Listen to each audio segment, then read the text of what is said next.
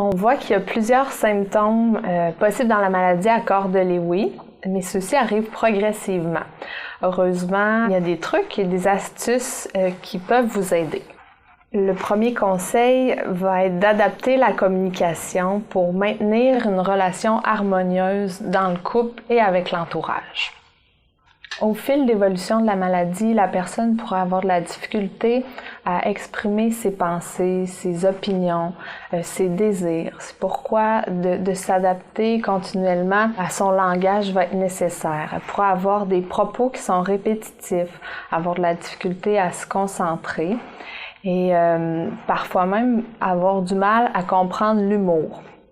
Plusieurs techniques de communication existent pour s'adapter à la maladie. Entre autres, de parler à voix basse, de parler lentement, d'utiliser des mots simples que la personne comprend bien. Par exemple aussi, il peut être essentiel d'utiliser des images, soit de montrer des photos, recourir à notre cellulaire, notre ordinateur pour s'assurer que la personne comprenne bien. De parler avec de la gestuelle, de lui demander par exemple, est-ce que tu es fatigué, est-ce qu'on va se coucher, pourrait faciliter sa compréhension. Le principal défi pour les proches, c'est la gestion émotionnelle. Ça peut être normal de se sentir bousculé émotionnellement à l'occasion parce qu'il y a toutes sortes d'imprévus, de nouveautés et on peut avoir un sentiment de perte de contrôle également. Particulièrement dans la maladie à corps de Lewy où la fluctuation de l'état peut être désarmante. La gestion des émotions, c'est un travail continu. Ça demande beaucoup d'adaptation, d'essais-erreurs. C'est normal occasionnellement de ressentir de l'anxiété par rapport à l'avenir. C'est aussi normal de ressentir de la tristesse, de voir notre proche qui perd de l'autonomie. C'est aussi normal de ressentir de la colère face à certains comportements ou, par exemple, de ne pas ressentir que nos proches nous aident suffisamment. Certaines personnes peuvent aussi ressentir de l'impuissance, de l'irritabilité par rapport aux propos répétitifs, aussi de ressentir de l'impatience par rapport à la lenteur qui est occasionnée par les symptômes physiques de la maladie. Plusieurs aidants ont tendance à ressentir de la culpabilité, ont souvent le regret d'avoir dit quelque chose de façon trop brute, trop tendue. Si ces émotions vous envahissent régulièrement, n'hésitez pas à demander de l'aide à votre entourage ou de demander du soutien à des professionnels. J'ai participé à un groupe aussi sur les émotions, qui était très aidante. Aussi, surtout pour distinguer nos signaux, ce qui nous arrive, qui nous atteint plus personnellement, quand c'est la maladie versus l'individu, la malade, ma conjointe, qu'est-ce qui appartient à un, qu'est-ce qui appartient à l'autre, puis nous autres se positionner pour dire, recorde-toi, là, parce que là, c'est la maladie, c'est pas ta conjointe comme elle était avant, simplement. Pour préserver une bonne santé mentale, c'est essentiel d'accepter la maladie, de bien la comprendre, donc de s'informer, d'accepter d'avoir de l'aide de notre entourage, de recourir à des services, d'éviter de minimiser ou de cacher les symptômes et les comportements de notre entourage, de déléguer certaines tâches comme par exemple le ménage, l'entretien extérieur, de maintenir des liens sociaux et continuer nos activités personnelles et de couple, de s'autoriser à prendre des pauses, demander que quelqu'un nous remplace, d'être proactif dans son propre suivi de santé. C'est essentiel d'avoir des bonnes nuits de sommeil, de bien s'alimenter et de bouger. On doit accepter qu'on est humain, qu'on ne peut pas tout contrôler, qu'on ne peut pas tout comprendre, et par le fait même de comprendre nos limites et de les accepter pour apprendre à accepter l'aide extérieure. Certaines personnes peuvent être réticentes ou avoir de la résistance à utiliser les services. Ça peut partir de nos croyances, de notre personnalité, de notre perception des services qu'ont déjà reçus nos proches. Pour faciliter le parcours, il est essentiel d'ajouter des joueurs dans notre équipe. Pour les services publics, vous avez la ligne Info Santé et Info Social, le 811 qui est disponible 24 heures sur 24 et 7 jours sur 7. Au bout du fil, vous avez des infirmières et des travailleuses sociales qui sont là pour évaluer votre situation, vous conseiller ou vous orienter vers des programmes et des services qui sont spécialisés et adaptés à votre problématique et vos besoins. Les cliniques médicales peuvent être une bonne option si vous vous inquiétez par rapport à un symptôme ou un comportement de votre conjoint ou votre proche. Consultez un médecin de famille pour évaluer la cause de ces comportements, ces symptômes. Les médecins de famille peuvent également vous référer, dans certains cas, à d'autres professionnels de leur clinique, des infirmières, des travailleuses sociales, qui pourront vous donner des services complémentaires. Une écoute attentive, vous conseiller sur les stratégies pour le maintien à domicile, en ce qui concerne les aspects légaux de la maladie.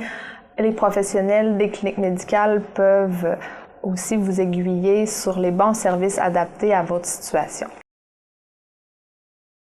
En ce qui concerne les organismes communautaires, la Société Alzheimer peut également aider les proches et les personnes atteintes de la maladie à corps de Lewy. Ils vont offrir du soutien individualisé aux couples, aux familles, que ce soit dans leur bureau ou même à votre maison. Certains groupes sont offerts pour les proches et même pour les personnes atteintes. Ils offrent un centre de jour, un centre d'activité, de stimulation avec des loisirs adaptés pour la personne atteinte de troubles de la mémoire. Les activités se font en petits groupes et sont supervisées par des intervenantes spécialisées dans les troubles de mémoire. Des services d'information sont également disponibles dans leur centre de documentation ou même sur leur site Internet. Vous pouvez consulter certaines capsules d'information sur divers sujets qui touchent les maladies de mémoire. Si votre proche a des symptômes de type parkinsonien, Parkinson Québec et Chaudière-Appalaches pourraient être une bonne option pour vous. Ils offrent des groupes d'entraînement. Ils offrent également des séances d'information, des groupes de soutien et diverses informations sur leur site Internet. Pour vous aider à vous démêler dans tous les services communautaires qui sont disponibles dans la capitale nationale, l'appui pour les proches aidants pourrait être une bonne option. Entre autres, ils sont la centrale d'inscription pour le répit, l'aide à domicile par un homme ou une femme de compagnie ou pourrait vous orienter vers un centre de jour adapté à votre situation. Des banques d'heures de répit sont disponibles, moyennant des faibles coûts.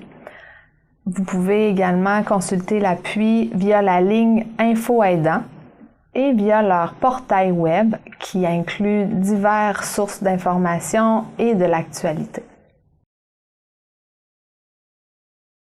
L'équipe des soins à domicile au CLSC peut être un bon partenaire plus la maladie à corps de Lewy évolue. Entre autres parce que plusieurs professionnels sont disponibles pour venir à la maison, pour évaluer, vous suivre, tant au plan de la santé physique, de l'adaptation et des services de soutien psychosociaux. Par exemple, le CLSC peut offrir de l'aide au bain à domicile. La travailleuse sociale, elle disait, s'il y a quelque chose, quoi que ce soit, appelez-moi. Fait que j'avais la travailleuse sociale. J'avais une de ses filles que je m'entendais assez bien. Ma sœur qui m'épaulait. Puis j'avais aussi un physiothérapeute que lui, son père avait déjà eu cette maladie-là. Puis que c'était un bon ami que j'avais déjà fait des travaux chez lui, puis qu'on se connaissait depuis 15-20 ans. Ces gens-là, ils étaient là à ma remorque jusqu'à temps de rencontrer quelqu'un que un ami aussi. J'ai un ami, justement, que j'ai acheté de camp de pêche, qui disait, viens avec moi, on va prendre une marche, on va jaser. J'avais du monde près de moi, de ma parenté, puis des amis aussi, que je pouvais bouger. J'ai assisté une fois à un atelier, à un moment donné, par la Société d'Alzheimer sur tout ce qui est fiscalité. Je suis allé aussi valider pour avoir quelqu'un pour faire du ménage. Je n'ai pas accédé à l'offre qui m'avait été faite. Les services qui m'avaient été offerts, il y avait l'entretien, les repas. Fait que l'entretien, regarde, ma conjointe ne voulait pas personne dans la maison. Il y en a qui ont des phobies de se faire voler. Là, c'était peut-être pas de se faire voler, mais que personne vienne fouiller dans ses affaires. Fait que partant de là, moi, j'étais retraité. Puis là, le ménage, ça n'a jamais été ce qui l'intéressait le plus. Ça fait que moi, faire le ménage, c'était pas grand-chose comme tel, puis je faisais plus son affaire comme ça. Quelqu'un qui venait à la maison pour de l'accompagner de temps en temps, puis me donnait un peu de répit à un moment donné. Ça a été fait par le centre, le CLSC un petit peu, je pense, puis l'appui qui a référé à un groupe communautaire qui aide à la communauté, je crois. L'agencement des horaires n'était pas toujours évident, en tout cas, là, mais quand même, c'est venu nous supporter.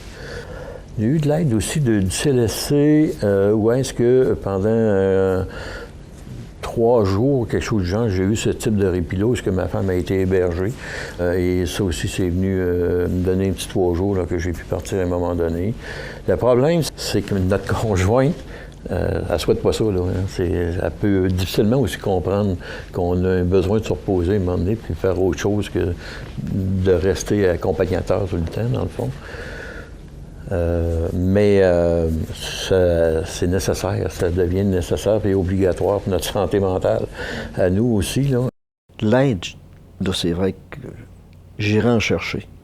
J'irai chercher de l'aide, parce que les gens qui sont poignés avec ce problème-là, parce que j'en vois humanité d'autres qui sont comme moi, que c'est le Parkinson ou autre chose, quand tu as de l'aide, tu t'en sors plus facilement. Parce que, pas physiquement, je suis assez en forme. C'est psychologiquement que c'est dur à passer au travers. Soyez honnête face à vous-même. Respectez vos limites. Allez chercher de l'aide. Restez pas avec ça. Ça c'est sûr. On peut pas. C'est lourd à porter. Faites-le assez rapidement parce que la situation va se désagréger avec votre partenaire et c'est pas souhaitable. Je pense qu'il faut arriver à ce qu'il y ait à la fois un cheminement conjoint. OK, faut qu'on en fasse un dossier commun pour dire, bien, on va évoluer puis on va vivre ce qu'on a à vivre ensemble. Parce qu'il y a des idées qui nous passent, je ne veux pas, tu sais, combien de temps j'endure ça, qu'est-ce que je fais avec ça, je la place-tu, oui, non. Mais on n'est pas là encore. Je dis pas que ça arrivera jamais. Je dis pas qu'elle ne prendra pas la décision elle-même aussi de s'en aller parce qu'elle va trouver que c'est trop exigeant pour elle, pour moi. Tu sais. Mais dans le moment, moi, je pense que c'est de l'aide, de l'aide et de l'aide. De l'aide à plein de niveaux. Hein. Du repos, je n'ai pas d'en prendre. Moi, je me rappelle que dans le groupe dans lequel j'étais, de discussion et d'échange, qu'il y a une dame qui se sentait coupable à toutes les fois de quitter son mari pour aller faire une commission. Là, tu sais. C'est vrai qu'on se sent un peu coupable, parce que là, on pense toujours, il va-tu arriver de quoi? Oui, non. C'est insécurisant. Moi, ça fait 2 ans que je ne suis pas allé à la pêche, parce que je ne suis pas capable de la laisser toute seule, je n'avais pas personne pour m'aider. Fait que je suis pas... mes activités, c'est sûr qu'on on a des deuils à faire. Mais on essaie d'en faire le moins possible, le deuil. On a assez de notre femme que c'est déjà un deuil important, que ce qui nous appartient à nous, qu'on a dans notre vie, on essaie de pas trop nous éliminer. Hein. Aussi des bonnes activités qu'on faisait. En conclusion, la clé du succès va être de faire équipe avec votre entourage, votre famille et avec les partenaires de soins.